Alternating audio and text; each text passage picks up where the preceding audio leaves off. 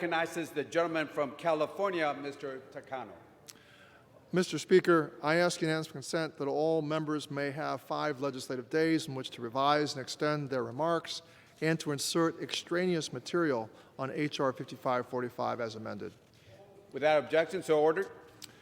Thank you, Mr. Speaker. I yield myself such time as I may consume. Gentleman from California is recognized. Mr. Speaker, I rise today in support of H.R. 5545 as amended, the Responsible Education Mitigating Options and Technical Extensions Act, or the Remote Act. This bill is an urgent extension of flexibilities for student veterans using their educational assistance benefits as the COVID-19 pandemic wears on. H.R. 5545 as amended extends the Student Veteran Coronavirus Response Act of 2020 through the spring 2022 term. When my Student Veteran Coronavirus Response Act was signed into law in April 2020, I'm not sure many of us would have foreseen that 19 months later, the COVID-19 pandemic would still affect everyday life for veterans and their families across the country. And since then, we've extended these flexibilities for student veterans 3 times as the pandemic remains a public health emergency throughout the country and the world. Still, many college students remain unable to return to campus.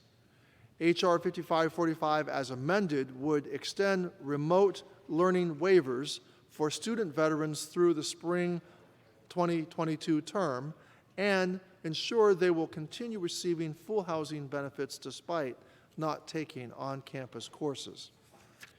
We have been negotiating this bill with the minority for months, and while this bill is not the exact version that I would prefer, student veterans are simply too important to let these benefits lapse. A majority of students have already enrolled in their spring classes, having signed up as early as this past October or November. They selected their classes with the hope that we in Congress would act to extend these flexibilities through the spring term. We cannot wait any longer to pass this critical piece of legislation for our student veterans. New cases of the virus are up. There is a new variant leading some states to declare a new state of emergency, and it is clear COVID-19 is not behind us. The emergency persists, and we cannot walk away from our duty to assist student veterans now. Without this legislation, student veterans who planned and started out the school year remotely, reasonably thinking they would be able to stay in status for the entire school year, will have to figure out a plan to get back to taking on-campus classes in order to receive their monthly allowance for housing. This legislation is to address this specific emergency now. This is not setting precedent for any future emergencies, nor is it setting a standard for treating future education terms impacted by COVID-19. Should we have to extend these provisions again next year, we should use the same emergency designations we have used 3 times in the past. We know these provisions are not for new benefits. They are to maintain existing benefits and existing spending. Additionally, this bill ensures student bodies at U.S. universities remain diverse and allows for the continued recruitment of foreign students. It also simplifies the verification process for tuition reimbursement for certain educational institutions to minimize unneeded paperwork for student veterans. Student veterans should be able to focus on their studies, not on whether they are going to receive their earned VA benefits. And that is why I introduced this bill with my House Veterans Affairs Committee colleagues, Representative Trone and Representative Mike Levin, to ease the burden on student veterans during these persistently uncertain times. Now, this legislation is endorsed by numerous VSOs such as the Student Veterans of America, the American Legion, the VFW, American Council on Education, Tragedy Assistance for Survivors, Association of Public and Land-Grant Universities, and the National Association of Veterans Program Administrators, and countless others. Finally, the legislation includes an additional provision from Representatives Lamb and Mann. The text of this section of the bill would help the department address diversity and equity within the workforce. It removes a 1997 law that limits the number of VA counselors who can advise employees on equal employment opportunity issues. VA has roughly doubled in size since 1997, and VA requested for this limit to be removed to allow the department to hire additional counselors to support the needs of a growing workforce and help ensure that VA is a welcoming place for all employees. I wish to thank Speaker Pelosi and Leader Hoyer for bringing this legislation to the floor. And I urge the rest of my colleagues to support this legislation to ensure student veterans are able to access the benefits they have earned and continue their studies during the spring semester. Mr. Speaker, I reserve the balance of my time.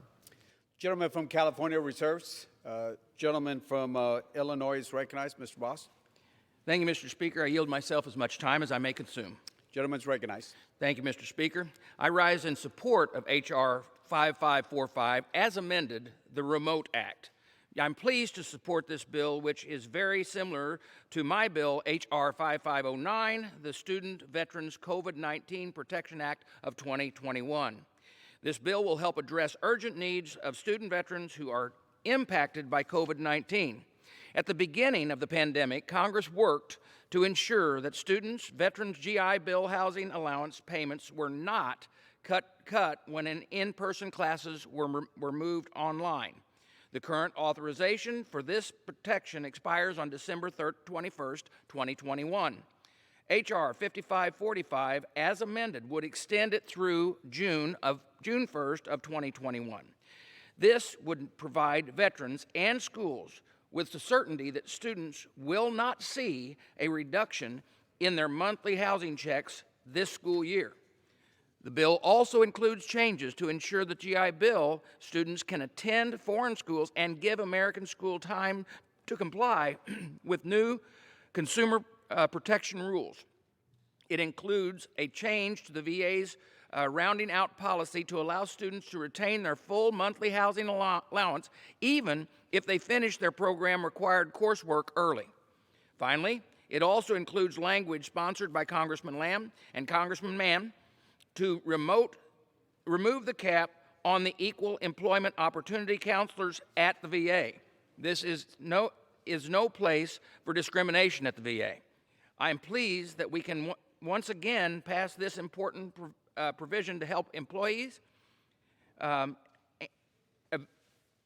avail themselves of their right for a safe workplace. The cost of this bill are fully paid for by extending current VA home loan funding fees for a few months into 2030. This is a bipartisan offset that has been used multiple times in the previous Congresses. This issue of whether to offset the estimated $220 million is mandatory cost associated with this bill has been an issue of disagreement for many weeks. And I want to thank Chairman Takano for working with me and find a mutual beneficial solution that is paid for and can quickly pass the Senate. This is a win for the veterans, schools, and taxpayers alike. In the vast majority of circumstances, I strongly believe that Congress should do our job and pay for these new spending. We have a responsibility to pay for our bills just like every American does. However, that does not mean that I won't consider that the use of emergency spending we appropriated when it's appropriate and necessary in the future as new emergencies may arise. Before I close, I would like to thank the dozens of high education groups and veteran services organizations that have advocated for the passage of this needed extension and reform.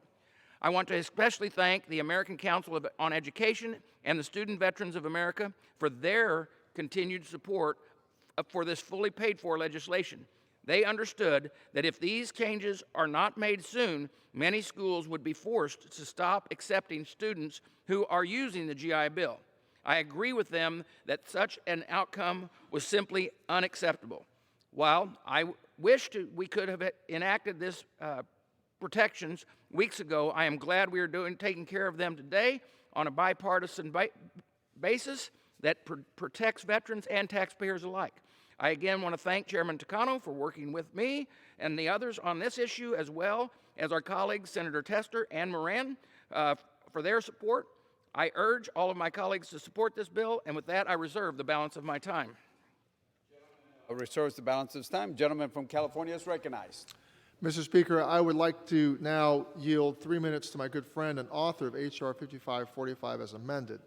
He is a member of the House Veterans Affairs Committee and an active member on the Subcommittee of Economic Opportunity and the Subcommittee on Oversight and Investigation. The gentleman from Maryland, Representative Trone. Gentleman is recognized for 3 minutes. Thank you, Mr. Speaker, and thank you, Mr. Chairman, very much. I rise today to support of our bill, the Remote Learning Act, to protect veterans' education benefits. Last year, Congress prevented cuts to veterans' tuition payments as students transitioned to online learning. This helped folks stay in school during the pandemic, which remains one of the most challenging times to pursue higher education. Unfortunately, these benefits are at risk once again. By law, the Department of Veterans Affairs is required to cut housing benefits for student veterans who are taking classes remotely. This doesn't make sense during a global pandemic. While some colleges and professors have chosen to keep classes remote, many student veterans have opted to live on campus. We need to act now to ensure our veterans receive the necessary flexibility to achieve academic success. The Remote Learning Act will extend remote learning waivers, ensure veterans receive full housing benefits, allow universities to continue recruiting foreign students so student bodies can remain diverse, and minimize paperwork for tuition reimbursement. Our veterans deserve a world-class education. They deserve to earn their degrees on time. Some of these brave service members have waited their whole lives to get their degrees. The negative effects of the pandemic shouldn't hinder them from doing that. We have a responsibility to help.